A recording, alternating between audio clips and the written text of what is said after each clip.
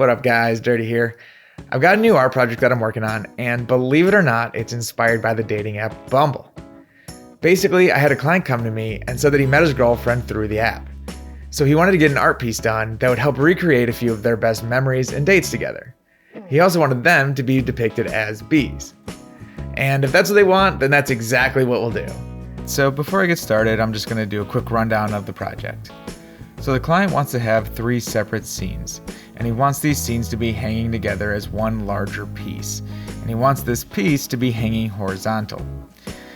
Each scene is going to be about 5 by 7 inches, and when you hang them together with the mat and the frame, the whole thing is going to be about 12 by 36 inches. Now, we also talked about different paintings and styles that he liked, and we're going to go with a watercolor kind of cartoony vibe. Alright, so now that we got some of the basic measurements out of the way, I need to play around with different compositions and characters. To do this, I'm actually going to hop onto the computer. Even though this will be a watercolor piece eventually, I just find it easier to work through building a composition digitally. I can have items on different layers and quickly make adjustments, whether it's the size, color, or placement. I'll be doing a few different sketches for each location. So this will also let me play around with all the compositions and decide which 3 I think work best together. I'll also be playing around with the bee characters. The client just said he wanted general cartoon bees, but I thought I'd doll him up a bit and give him a few more characteristics. That way we know exactly who these bees are based on. Once I narrow down the images to a few examples I like, I'll send them over to the client to get the final approval. That way, if any changes need to be made, I can take care of it before I'm into the final piece. While I'm doing this, I'm also experimenting with some of the materials that I might want to use. I keep using the term watercolor, but I'll specifically be going with a gouache. This is something I've wanted to try for a while, and it's a little more like if watercolor and acrylic paint had a baby together. For the surface, I tried a few different materials. This included a canvas board and watercolor paper. I like the watercolor paper best, but I was a little nervous because of buckling and warping that I dealt with whenever I've used it in the past. After doing some research though, I came across a method that I think is going to work. There's a few ways you can prep your paper so that it won't buckle on you. One component of this is adhering the paper to a surface so that it can't move around. I saw a lot of people mention gator boards, which are a nice flat surface, but I didn't have any, and I kind of wanted to treat this as more of a traditional canvas. I do have a handful of stretcher bars at the studio though, so I had an idea and decided to cut them up and reassemble them. That way I can attach the watercolor paper to it. Once I put the bars together, I was ready to prep the paper. This is the part that really blew my mind.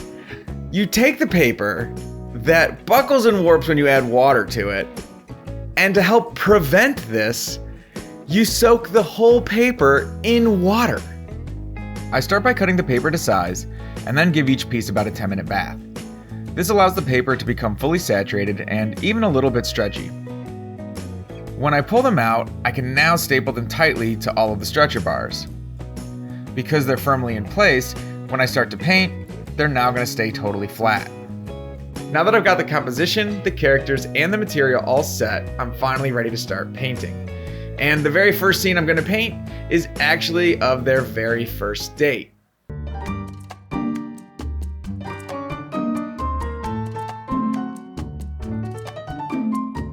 They met in the early evening at a Wegmans pub. For those unaware, this was a short-lived restaurant located inside a grocery store. But it's probably a little fancier than it sounds. It's not quite a Subway inside the entrance of a Walmart. This is an actual pub. It had a bar and restaurant, that kind of thing.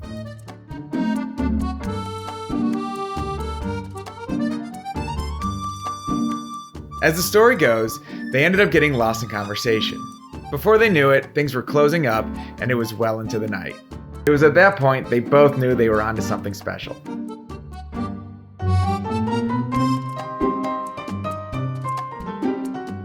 So in this scene, I've got 2 smitten bees taking the long way around the building, trying to enjoy every last moment of their conversation.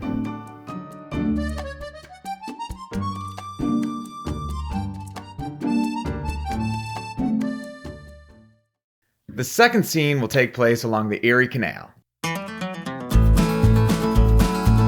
I wanted this piece to be simple, but I still needed to add enough detail so you know where you are.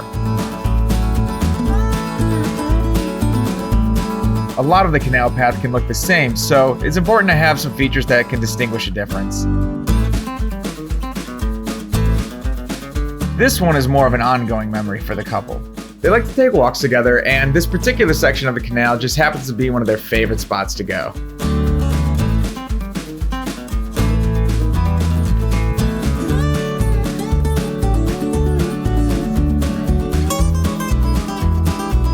In the foreground, I have a couple of love-struck bees, goofing off and enjoying the company as much as the surroundings.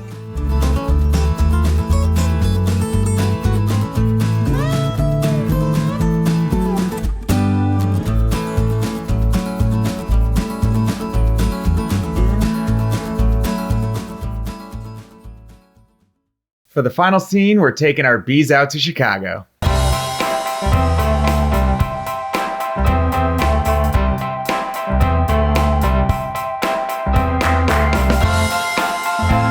This memory stems from the very first trip the couple ever took together. They went to the Windy City and actually did a lot of different things. I had probably the most leeway with this composition, and I played with a few different locations. I liked Wrigley Field a lot, but ultimately decided on the famous architecture boat tours.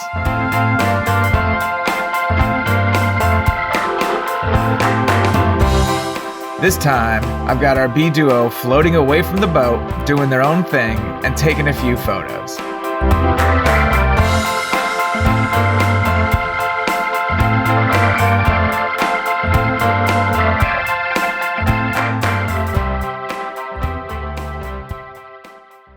So I've got the art done, but there's still a few more things I need to do before the entire piece is complete. I need to mount all three pieces together and then frame the whole thing. Not only is this going to make it look better, it's also going to help preserve it for the long haul. I start by cutting out a piece of foam core board for all the pieces to be mounted on. This will also give me an idea how big the frame itself will need to be. With that done, I'll mount all of the art to the board using some self-adhesive corners. These will hold things in place but won't damage the art. Next, I'll be cutting the mat, and I'll start by cutting the main piece to the same size as the foam core board. Then I'll measure out and cut 3 windows for the art to stick through. Because all 3 pieces are hanging together as one, I wanted to create some extra separation, and I'll do this by adding a double mat. This means each piece will have its own yellow border, then a thicker, whiter border around the whole thing. This also means I have to cut a second mat, and it's going to have to fit perfectly under the first, so measuring at least twice is going to be pretty important. Once it's all cut out, I can grab my tape gun and then finally put everything together, creating a nice little art sandwich. With the art now mounted, I'll set that aside and start building the frame. After cutting the pieces to the right shape, I'll measure out the length and cut each piece with a 45-degree angle so that they all fit together nicely. When all the cuts are made, I'll assemble everything by giving each corner some glue. Then I'll line up the pieces with a corner clamp and use a nail gun to keep it all in place. Repeat this a few times and I've got a frame. After letting the glue dry, I'll give it a good sanding. This is also when I'll add any wood filler or address any imperfections before I stain it. Since I used a yellow border around the art, I'll use a yellow stain on the wood to help tie it all together. I like using the stain as opposed to paint so I can still get the cool texture of the wood grain. After the stain dries, I'll also use a clear coat to add some sheen and help preserve the frame. I now have all the separate parts done and I'm ready for the final assembly. I lay down the frame and insert the glass. It can be a real pain to keep the glass clean, so I make sure to give it a final spray of some cleaner. Then I'll slide in the art and secure it in place with a point driving tool. After adding the wire on the back to hang it from, I finally have a finished piece of art.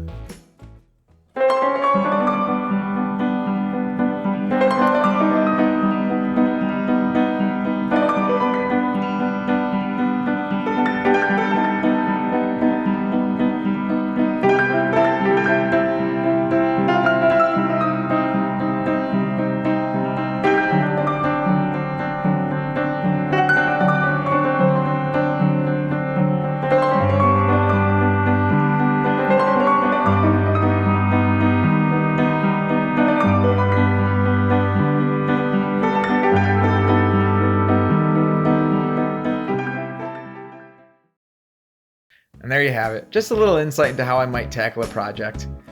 Now, I'm always looking for new projects to work on. So if you want a piece of your own, send me a message to info@dirtyart.com. And I'd be happy to help you make your ideas come to life. If you found any value or were entertained by this video, please consider liking or subscribing. I got a lot more content on the way. But until then, thanks for watching.